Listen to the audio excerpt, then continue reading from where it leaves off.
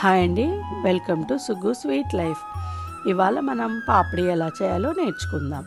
ముందుగా 1 కప్పు మైదా పిండి తీసుకొని వెడల్పాటి బౌల్లో వేసుకోవాలి. రుచికి సరిపడా ఉప్పు వేసుకుంటున్నాను. ఇంకా 1 టేబుల్ స్పూన్ ఓమ వేసుకోవాలి. ఓమని కొద్దిగా ఇలా అరచేతిలో వేసుకొని మెదుపుకొని వేసుకోవడం వల్ల రుచి అనేది చాలా బాగుంటుంది, డైజెషన్కి కూడా మంచిది.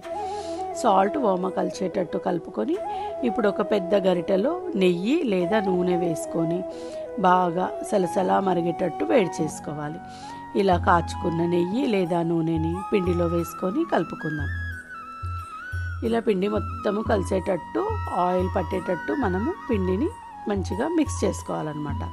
ఇలా బాగా కలుపుకున్న తర్వాత ఇందులో కొద్దిగా వాటర్ వేసుకొని పూరి ముద్ద మాదిరిగా కలుపుకుంటున్నాం. వాటర్ ఒకటేసారి వేసేసుకున్నాం అనుకోండి జారుడుగా అవుతుంది, అందుకని చూసుకొని కొద్దిగా వేసుకోండి.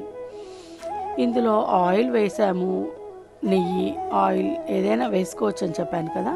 అది వేయడం వల్ల ఏమవుతుందంటే మనకు ఈ పాపడి అనేది చాలా క్రిస్పీగా క్రంచీగా వస్తాయన్నమాట. అంటే నోట్లో వేసుకుంటే కరిగిపోయేటంత విధంగా ఉంటాయన్నమాట. ఇలా వేసుకొని పిండిని మనం పూరి ముద్ద మాదిరిగా ఒత్తుకున్నాం కదా. ఇప్పుడు దీన్ని ఒక 10 నుండి 15 నిమిషాల వరకు రెస్ట్ పెట్టుకుందాం. కొంచెం తడి చేసుకున్న క్లాత్ వేసుకోవడం వల్ల పిండి అనేది డ్రై అవ్వకుండా చాలా పర్ఫెక్ట్గా నానుతుందన్నమాట. ఇలా పిండి నానే వరకు మనం ఆయిల్ పెట్టుకొని వేడి చేసుకుందాము. ఇప్పుడు పూరి కోసం నేను సగం పిండి తీసుకొని పొడవుగా చేసుకొని నాకు కావాల్సిన సైజులో, అంటే మనకు పూరి కావాల్సిన సైజులో కట్ చేసుకోవాలి. పొడి పిండి అద్దుకొని పూరీని ఒత్తుకుంటున్నాను. చూసారుగా, ఓమ వేయడం వల్ల చూడ్డానికి కూడా బాగుంది, హెల్త్కి కూడా ఎంతో మంచిదన్నమాట. ఫోక్ తీసుకొని ఇలా నేను కాట్లు పెట్టుకుంటున్నాను. ఒకవేళ లేదంటే మనం టూత్ పిక్తో కూడా పెట్టుకోవచ్చు. పూరీని మనం ఇలా కాట్లు పెట్టకుండా ఒత్తుకున్నామనుకో ఉబ్బుతుంది, కాబట్టి ఇలా కాట్లు పెట్టుకుంటే మనకు పాపడి మాదిరిగా క్రిస్పీగా క్రంచీగా వస్తుందన్నమాట.